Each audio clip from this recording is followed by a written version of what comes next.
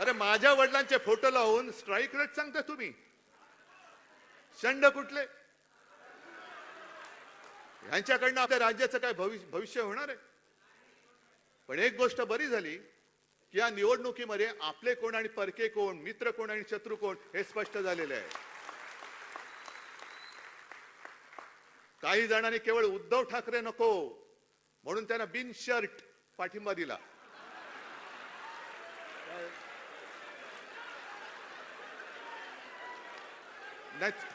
बिन shirt. अरे उघड पाठिंबा म्हणजे बिन शर्ट.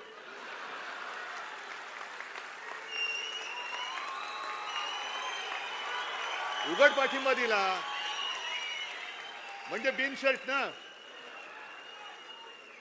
मग तू नाही, बरोबर का चूक आहे?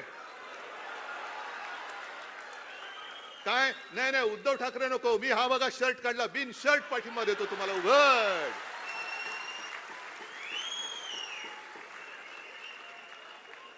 काही जणांनी भाजपला विरोध करण्याचं नाटक करून, ढोंग करून पाठिंबा दिला, लढण्याचं नाटक करून केलं. अरे आम्ही नाटकं करणारी माणसं नाहीत. नाटक ही सुद्धा कला आहे आणि ती कला बऱ्याच अंशी मोरीना जमते. आम्हाला जमत नाही, आम्हाला नाही जमत. पण माझी तर अशी इच्छा होती की आपल्या महाराष्ट्रातली निवडणूक ही 5 टप्प्यात नाही, आणखी 10 टप्प्यात व्हायला पाहिजे होती. रोज यांची साल्टी काढली असती मी, रोज. कारण एकदा बघा आपल्याला शिवसेना प्रमुखांनी काय सांगितलं, म्हणून मी म्हटलं ना की मी नम्र आहे, सगळ्यांशी नम्रपणाने वागतो. तुम्ही प्रेमाने वागा, आम्ही प्रेमाने वागू. पण जर पाठीत वार कराल तर आम्ही वाघ नख काढू, आम्ही वाघ नख काढू. आता मुनगट्टी वार ज्यांचे नख उपटले चंद्रपूर मध्ये, ते लंडन मध्ये पुन्हा वाघ नख आणायला चाललेत. अहो कशाला त्या छत्रपतींचा तुम्ही अपमान करताय? कशाला अपमान करताय? एक तर तुमची पात्रता नाही, गद्दार मानसिकतेचे तुम्ही, भगव्याशी बेईमानी करणारी अवलाद तुमची.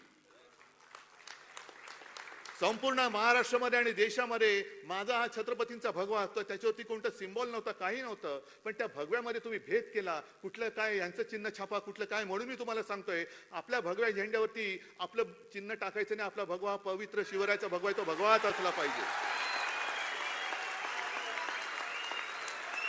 मशालीचा प्रचार वेगळा करा, मशालीचा प्रचार वेगळा करा. मशाली आपली धगधगती मशाल आहेच, पण छत्रपतींच्या भगव्याला कलंक त्यांनी लावण्याचा जो प्रयत्न केलेला आहे, त्यांना आपल्याला गाडायचंय. म्हणून छत्रपतींच्या भगव्याला आपली मशाल किंवा दुसरं कोणतेही चिन्ह टाकू नका. आपला शिवसेनेचा भगवा भगवाच असला पाहिजे.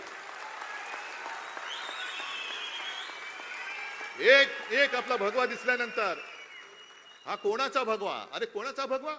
हा छत्रपतींचा भगवा, शिवरायाचा भगवा, हिंदूंचा भगवा, मराठी माणसाचा भगवा, महाराष्ट्राचा भगवा, वारकऱ्यांचा भगवा आहे, साधू संतांचा भगवा आहे.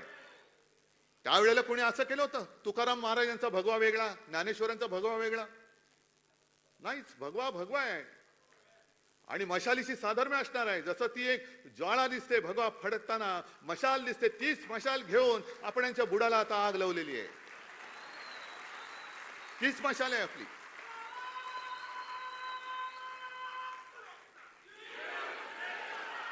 आता नवीन त्यांनी प्रभारी नेमलेत महाराष्ट्रामध्ये. कोण? भूपेंद्र यादव. आणि काय यांचा इतिहास? म्हणजे मंत्री म्हणून नालायक ठरलेत, अपघात मंत्री. काय कोण? वैष्णव, अश्विनी वैष्णव मंत्री म्हणून नालायक ठरलेत. बरं झालं त्यांनी महाराष्ट्राचा कारभार बघायला त्यांच्याकडे दिले, कारण महाराष्ट्रामध्ये सुद्धा आता आणखीन मोठं त्यांचा हे होणार आहे, खालसा होणार आहेत ते. भूपेंद्र यादव सुद्धा पाठीकडे पडलेत, कारभार म्हणून शून्य. जर तुम्ही देशाच्या मंत्र्यांना पक्षाचं काम देणार असाल तर देशाचं काम करणार कोण?